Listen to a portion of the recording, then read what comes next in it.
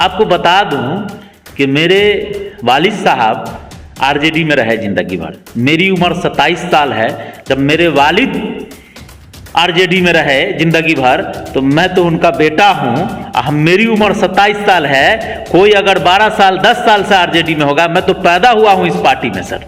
ये हम लोगों का ये कॉन्सेप्ट है कि 24 के चुनाव में हम लोग बिस्फी से लीड दें और मधुबनी में जो भी कैंडिडेट राष्ट्रीय जनता दल का आएगा, हम लोग तन मन धन से उसके साथ एकदम यहाँ से रहेंगे और चुनाव जीत के जाएगा वो कैंडिडेट। रहा मेरा सवाल, हम पार्टी पर विश्वास करते हैं। देख रहे हैं हिंदुस्तानी मीडिया के साथ मधुबनी संदेश। हमारे साथ आरिफ जिलानी जी हैं, राष्ट्रीय जनता दल के नेता हैं और आने वाले वक्त में ये भावी विधानसभा उम्मीदवार भी हो सकते हैं बिस्फी से।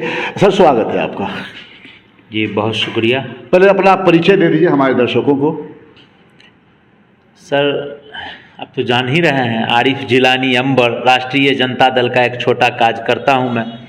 राष्ट्रीय जनता दल के लिए मैं जीता मरता हूं, यही मेरा परिचय है। काफ़ी मेहनत कर रहे हैं आप। ऐसा देखा गया है कि जिस चीज़ को छूते हैं आप सोना बना देते हैं, ऐसा माना जाता है। ये मैं नहीं कह रहा हूँ, मतलब कि चाहे वो जिला परिषद का मामला हो, चाहे एमएलसी का मामला रहा हो, क्षेत्र में कोई भी अगर राजनीति, खास राजनीति से, पॉलिटिक्स से जुड़ा हुआ मामला होता है, जिसे अंबर छूता है वो कामयाब हो जाता है। क्या राज है इसमें, क्या फ़लसफ़ा है आपका? ये सब यहाँ के लोगों की मोहब्बत है, जनप्रतिनिधि और यहाँ के आवाम की मोहब्बत है कि जिस काम में मैं चाह रहा हूँ और जो भी लोग हमारे होते हैं कैंडिडेट, चाहे वो प्रमुख के उम्मीदवार थे, अभी वो भी सुलझे हुए उम्मीदवार, मैंने कैंडिडेट दिया और 35 वोट हमका आया, विपक्ष में सिर्फ 3 वोट रहा।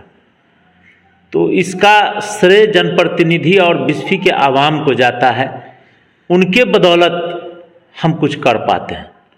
तो ये सब समझिए कि यहाँ के लोग, यहाँ के आवाम, किसान, मजदूर, नौजवान, उसका जो सहयोग मेरे साथ है, कदम से कदम मिला के चलने का, उसी से हमको डबल ऊर्जा मिलती है जिससे हम काम कर पाते हैं। अच्छा, एक सवाल है। अभी बिहार की सियासत में काफ़ी उथल पुथल है। महागठबंधन टूट गई, एनडीए में चले गए नीतीश जी वहाँ फिर मुख्यमंत्री बन गए हैं। क्या लगता है बिहार का भविष्य क्या होगा? सर, बिहार को तो समझ लीजिए कि माननीय मुख्यमंत्री जी ने ऐसे पैदान पे लाके खड़ा कर दिया कि यहाँ 17 साल बनाम 17 महीना, अब 17 महीना की सरकार जो हमारे माननीय भावी मुख्यमंत्री तेजस्वी प्रसाद यादव जी, उनके सरकार के रीजन में जो 17 महीना उन्होंने काम किया, जो 17 साल में नीतीश कुमार जी ने नहीं किया, इस क्रेडिट को भी कहते हैं कि मैंने किया, आपने कुछ नहीं किया।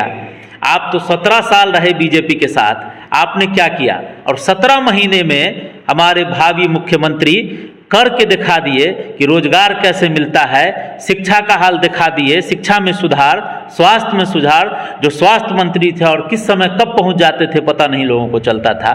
तो निश्चित रूप से इनका तो काम पलटना है ही, है ना, गिरगिट की तरह रंग बदलना।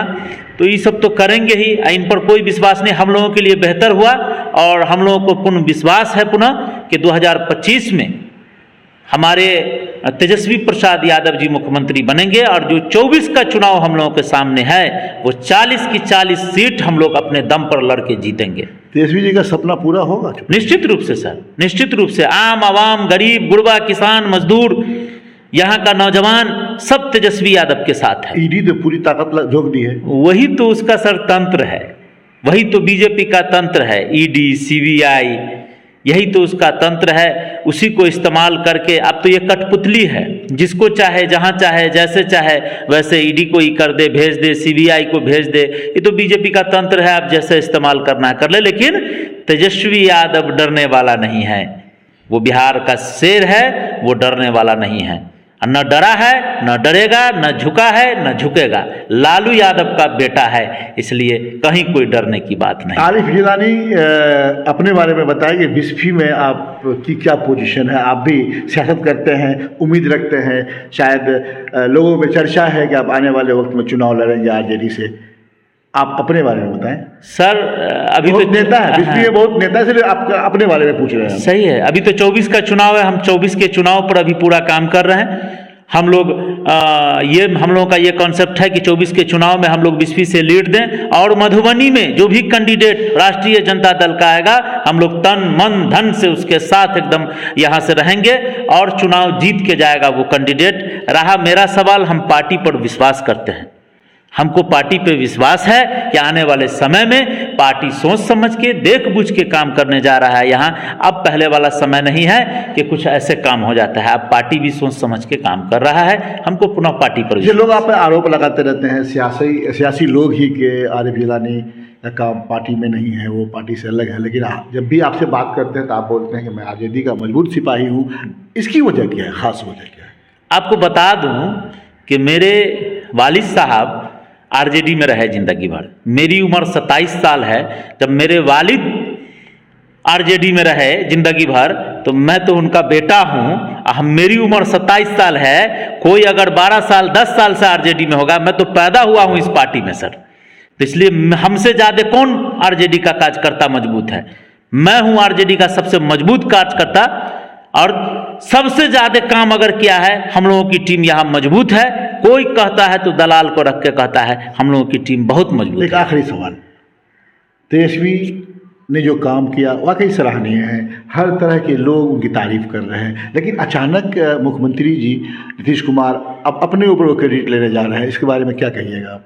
नीतीश कुमार जी का क्रेडिट कैसे? तो बोले सर हम कि नीतीश कुमार जी क्रेडिट कैसे लेंगे? 17 साल बनाम 17 महीना, 17 साल में उन्होंने जो काम नहीं किया वो 17 महीना में माननीय भावी मुख्यमंत्री तेजस्वी प्रसाद यादव जी ने करके दिखा दिया कि 17 महीना में काम कैसे होता है। रोजगार 4 लाख रोजगार देने का काम किया है उन्होंने, और दिखा दिया है कि कैसे काम हुआ। तो समय नहीं मिला सर, इनका तो काम है अल्टी पल्टी करना, समय नहीं मिला, नहीं तो दिखा देते कि 10 लाख नौकरी कैसे होता है, रोजगार कैसे मिलता है, और यहाँ रोजगार का भी बहुत सारा अवसर मिल रहा था।